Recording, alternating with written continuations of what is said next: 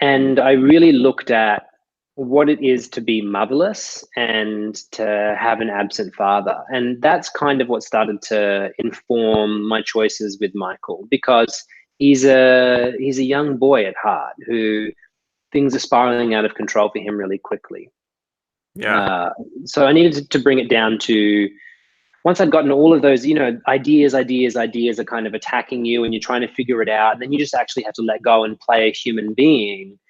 When I was able to really land in Michael's skin as a very overwhelmed and afraid and emotionally needy and dependent boy, this man child, I was able to then love him and leap off and fight for his worldview. But it was about the humanization. Yeah. I was really just fascinated by how it's really gradually revealed in some ways how not in control he really is of his own destiny. Just, this is kind of forced upon him in some ways. And well, that's something that, that's one of the great exhilarations of working on American Horror Story, is that you actually don't know where it's going as the actor. You are receiving scripts sometimes the night before you're shooting the next episode, because we're really churning it out. It's like you shoot and you shoot and you shoot and you shoot, and they're premiering and it's airing, and so you don't know where it's going. And the writers keep a lot of things secret from you. They obviously tell you what you need to know, but so there's this kind of wonder of falling into, well, who's this Michael Langdon? Because I didn't know him a week ago, and why is he behaving? So you're constantly having to adapt to new scenarios, to new motivations, to new information, and sometimes to fight for what you believe is right, but the majority of the time to just be grateful and take in the incredible writing that you're getting, and the wonder of the world that Ryan Murphy delivers to you.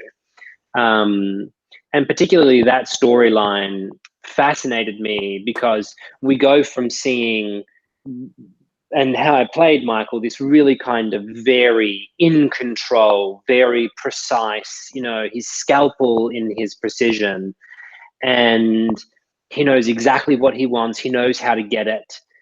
He's at the full height of his powers, intellectually and sexually and emotionally. He understands his purpose. And then we start to go back in time, and all of that work that I'd done to establish that Michael, when we come to understand how Michael has actually gotten here, if you go back and you watch the seasons, it starts to, in some way, you go, he's not so in control. He's really doing this because he needs to, he has a vengeance for Cordelia, which I loved. yeah. And I mean, love Sarah Paulson. I know. What an actress. I mean, she's, the real deal. Yeah, definitely. And so like the way things end for Michael at the end of the season, where I guess you could say it's kind of like the thought experiment of like, would you go back in time and kill baby Hitler? Like to prevent what was to come. I wanted to actually ask you hypothetically if you thought that that was the right move for everyone ultimately.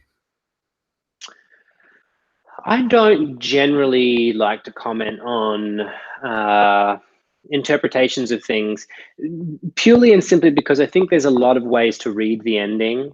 And I don't think, what I liked about the ending in particular was that it presents the moral dilemma of what is right and what is wrong.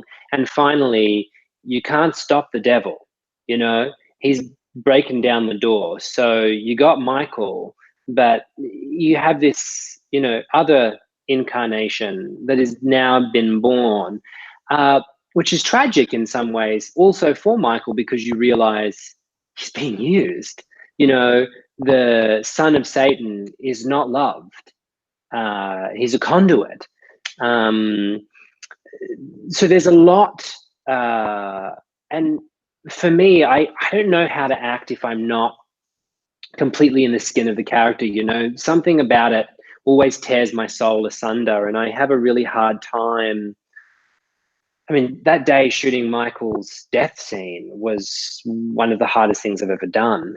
It stands alongside shooting the death scene of David Madsen. And it was difficult because for me, is it right or is it wrong? The way that I lived it was that there was this boy with these proclivities who he couldn't control, that he didn't understand, that weren't coming from him. It's like having some form of schizophrenia, and very violent schizophrenia. I'm not justifying it, but and nobody's helping him. Everybody's abandoning him. Everybody's leaving him. Constance kicks him out of her house. We know later how much everyone uses him. So it's a sad ending for Michael, because it is the baby Hitler question of, would you go back and would you do this? And it's a hard one to answer philosophically. Yeah, it is. I don't even know what I would say, honestly. It's a tough situation. Yeah, I think there's so many areas of gray within it. I think, what I loved about the ending in particular was the camaraderie of the women of the coven. I think that, that line that Sarah gets to deliver about Satan has one son, but, my sister's a legion. I mean, I wanted to say that line. And she said it so well.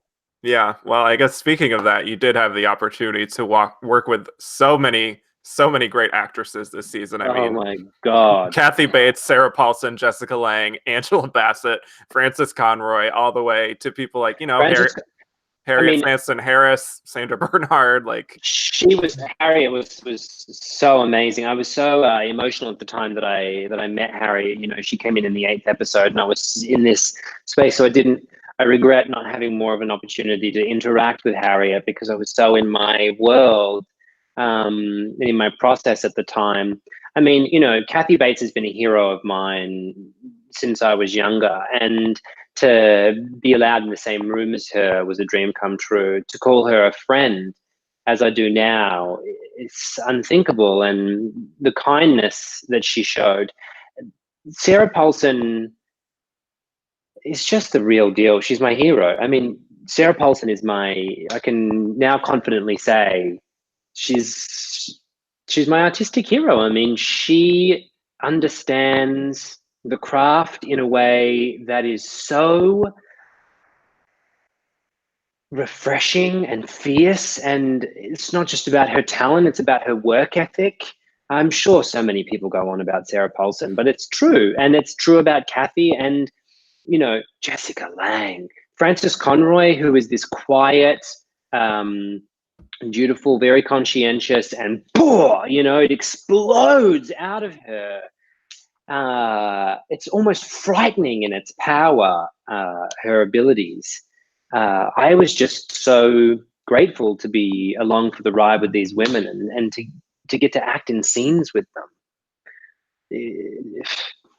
It's a masterclass. Yeah, it's an incredible cast. So it's an incredible cast. Not to mention, everybody else who is so phenomenal as well. Oh yeah. So Michael Langdon has certainly received a big response from the American Horror Story audience, with a lot of fans really, really emotionally invested in your character, to the point where some have even made montages on YouTube and tributes and things like that. So, I mean, what has that fan experience been like? I mean, have you seen some of these videos?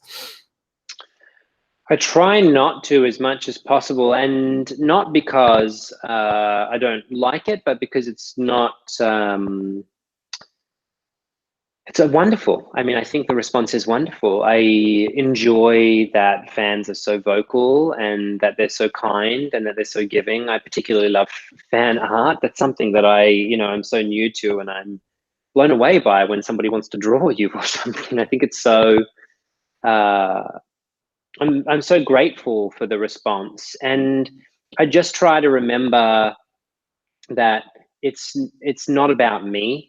It's more about the work, that it has a life of its own.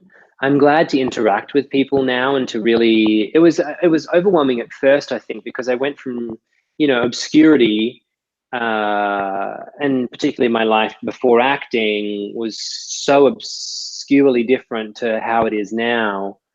It took some adjusting, but now I I feel like I've come into my own a little bit more, and I can hold my center. And particularly with fans, I love being able to be so giving, and because they are, and it's just it's a wonderful response. I'm so glad people loved Michael Langdon, because I did, Yeah, I mean, has it been tough letting go of Michael? I mean, I feel like it's one of these I roles haven't that, let go of Michael. I yeah, haven't let go of Michael. I mean, I do think, to a certain extent, playing great evil.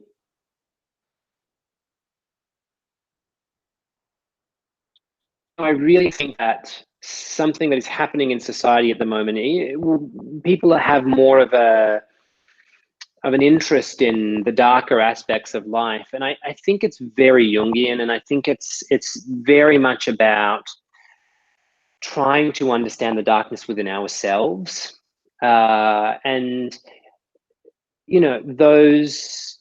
It's I think it's in the King Arthur myth, which is, all of the soldiers decide, all of the knights decide where they're going to enter the forest. And all of them decide that they'll enter the forest at which point is darkest to them, that they perceive to be the darkest. And I think it really says something about walking into the heart of darkness, and about him not embracing it in the way that it consumes you, but about reining it in, about understanding it, about knowing what it is and searching in the places that you least want to look. And I got to do that with Michael Langdon. I got to go to some really dark places, and it's fun, playing out those dark things. That scene with Sarah, where it's, long haired Langdon, who was my favorite Langdon to play. And because he's just so lascivious, he's so in control. And to be in a room with Sarah Paulson, where she had that deformity on her back, and to be playing this power game that ultimately ends in take off your dress, it was like, and I mean, talk about what was happening in the culture at the time. It's fun to investigate the other side of the coin. And I understand it a little bit more now. yeah. Yeah. But Well, it's easy. I will say, I do need to say, because it sounds like I am in some way fetishizing it. It's the easier side of the coin. It's easy to be dark. It's easy to be evil. It's cheap in life, but in acting, it's fun. right. Yeah, that makes sense. I mean, speaking of working with the great actresses, I wanted to touch on this quickly. You did have a recurring guest spot on the final season of House of Cards, where you starred alongside great actresses like Robin Wright and Diane Lane. And Lane. Yeah. And so you're playing this tech-savvy son of Diane Lane's character who kind of discovers some uncomfortable truths about his past. So what was it like just stepping onto that set of that final season, especially after they had also kind of gone through a tumultuous moment of their own? I mean, I've been watching House of Cards since before I started acting. So it was a dream come true, and particularly with Robin. I mean, I've been a fan of Robin since Hurly Burly, which Kevin was also in. It was an experience. It was a very interesting world to be a part of. It's a very different rhythm. It's a very different language. Obviously, there was a lot of tumult, but I was very proud of what we were able to achieve, and particularly for Claire Underwood. And I wanted to be a part of that. I wanted to be a part of saying that it's been about this woman all along, and let's stand behind her. that was the most important aspect of that, I think, for me. Mm-hmm. Yeah. Yeah. So it was literally just announced this week that American Horror Story Season 9 is going to be called 1984. 1984. I want Which to is do it. super intriguing, yes. Yeah. We still have no idea if you're even involved in it, but No, neither do I. okay. I mean, that's how Ryan rolls. So we'll wait and see. I have a pretty full dance card, but I would certainly like to be a part of it, Yeah. Ryan. um, but I'm super thrilled about the 1980s. I mean, I love the 80s, especially thinking back to the Blitz kids and the fashion and the hair, and I mean, that's right up my alley. Yeah, we'll see what happens. We hope. I think a lot of fans are definitely hoping you show up again after this season. Oh, that's nice. Yeah. So, thank you so much, Cody Fern, and Thank you. best of luck at this year's Emmys. Oh, that's right. The Yes, Emmys. that's important. Yeah. So, everybody else, please click the thumbs up on this video if you liked it, and hit subscribe on our Gold Derby channel to see more interviews on our Emmy playlist. Thanks so much.